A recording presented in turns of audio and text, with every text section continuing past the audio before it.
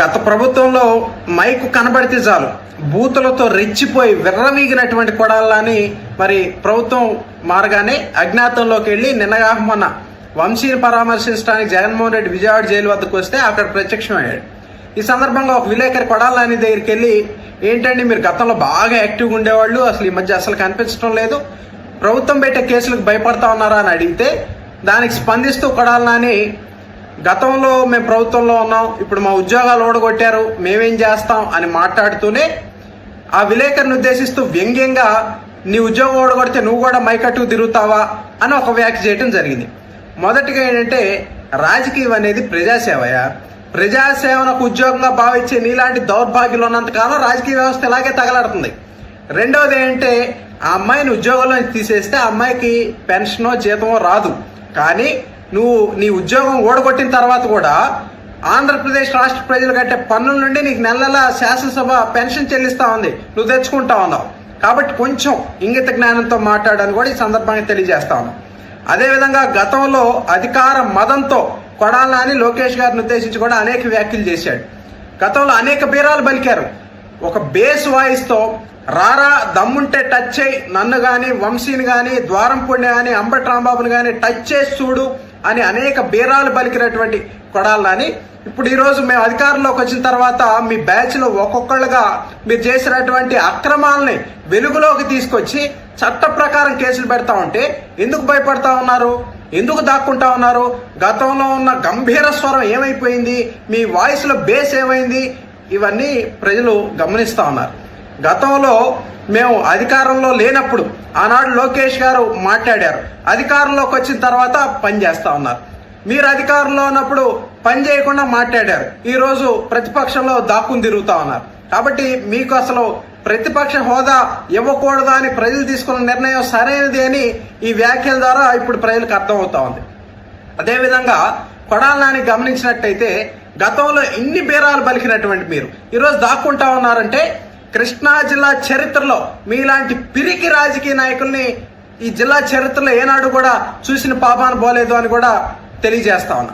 అయితే ఇతనే కాదు, ఇతని నాయకుడు జగన్మోహన్ రెడ్డి కూడా అంతే. ఎందుకంటే ఆ రోజు ప్రెస్ మీట్ చూస్తే మా అందరికి కూడా అర్థమైనటువంటి పరిస్థితి.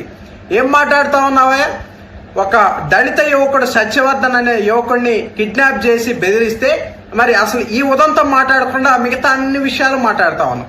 అంటే మీ పెత్తందారి మనస్తత్వం అక్కడ బయటపడతా ఉంది. గతంలో జరిగినటువంటి సంఘటనలన్నీ కూడా అదే తెలియజేస్తా ఉన్నాయి. ఆనాడు దళిత డాక్టర్ సుధాకర్ గారు మాస్క్ అడిగినందుకు ఆయన పిచ్చివాడిని చేసి చంపేశారు. మరి ఆ తర్వాత మీ పార్టీ ఎమ్మెల్సీ అనంతబాబు అనే వ్యక్తి తన డ్రైవర్ని చంపేసి డోర్ డెలివరీ చేస్తే ఈ పెత్తందారు మనస్తత్వం ఉన్న జగన్మోహన్ రెడ్డి తన ఎమ్మెల్సీకి మద్దతు తెలియజేశాడు, కానీ ఆ డ్రైవర్ దళిత యువకుడికి కనీసం ఆ కుటుంబాన్ని కూడా ఆదుకున్నటువంటి పరిస్థితి లేదు. ఈ రోజు కూడా మీ పెత్తందారి మనస్తత్వమే కనబడతా ఉంది. అదేవిధంగా మనం చూసుకున్నట్లయితే జగన్మోహన్ రెడ్డి గారి ప్రెస్ మీట్లో మగాళ్ళ అందాల గురించి వర్ణిస్తాడు, బట్టలు ఊడదీస్తానంటాడు. అసలు ఇదెక్కడి ఫ్యాంటసీలో మాకు అర్థం కావట్లా. మీ పార్టీలో అందరూ కూడా ఇంతేనా అని మేము ఈ సందర్భంగా అడుగుతా ఉన్నాం. ఎందుకంటే ఒకడు అరగంట అంటాడు, ఒకడు గంట అంటాడు, ఒకడేమో ప్యాంట్ ఇప్పేస్తాడు, ఒకడేమో బట్టలన్నీ ఇప్పేస్తానంటాడు, ఈ పెద్ద మనిషి ఏమో బట్టలు ఊడదీస్తానంటాడు. అసలు ఇదెక్కడి రాజకీయ పార్టీ అని కూడా ప్రజలు అసహించుకుంటా ఉన్నారు. ఆ ప్రెస్ మీట్ చూసి చీ కొడతా ఉన్నారు. ఇక ఇదంతా పోతే జగన్మోహన్ రెడ్డి గారు ఎన్నికల కోడ్ని ఉల్లంఘించి గుంటూరులో మిర్చి యార్డు సందర్శనకు వెళ్ళారు. మనం చూసాం జగన్మోహన్ రెడ్డి దగ్గరికి తన అభిమానులను కూడా రానివ్వకుండా అసలు ఆ సెక్యూరిటీ వాళ్ళతో పిడిగుద్దులు గుద్దించి మరి అక్కడున్న తన సొంత అభిమానులనే లెక్క చేయనటువంటి ఒక పెత్తందారి మనస్తత్వం ఉన్నటువంటి జగన్మోహన్ రెడ్డి ఈరోజు ప్రతిపక్ష హోదా కోసం పోరాడుతా ఉన్నాయంటే ఇది నిజంగా ప్రజలందరూ కూడా చూసి అసహించుకుంటా ఉన్నారని కూడా ఈ సందర్భంగా తెలియజేస్తా ఉన్నా. తన సొంత తల్లికి చెల్లికే నమ్మకం కలిగించలేనటువంటి వ్యక్తి ప్రజలకు నమ్మకం కలిగిస్తాయంటే ఎవరు నమ్ముతారయ్యా? గతంలో చెప్పావు కదా జగన్మోహన్ రెడ్డి గారు ఒక ప్రెస్ మీట్ లో మాట్లాడుతూ, ఇది గర్గర్కా కహానీ అన్నావు. ఏ కౌన్సా గర్కా కహానీ?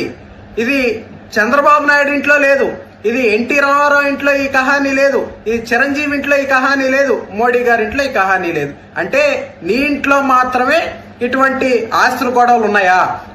సొంత తల్లి మీద సొంత చెల్లి మీదే కేసులు పెట్టినటువంటి నువ్వు రాష్ట్ర ప్రజలను ఉద్ధరిస్తావంటే ప్రజలు నమ్మాలా? కాబట్టి ఈ సంఘటనలన్నీ చూసిన తర్వాత ప్రజలకి ఒక స్పష్టమైనటువంటి అవగాహన ఉంది. మీకు ఆ 11 సీట్లు ఇచ్చి కూడా అది కూడా తప్పు చేశామని ఈరోజు ప్రజలు భావిస్తా ఉన్నారు. ఇక మీ పార్టీకి ఒక నమస్కారం పెట్టి మీరు మీ దారి మీరు చూసుకోండి అనే రోజులు దగ్గరలోనే ఉన్నాయని కూడా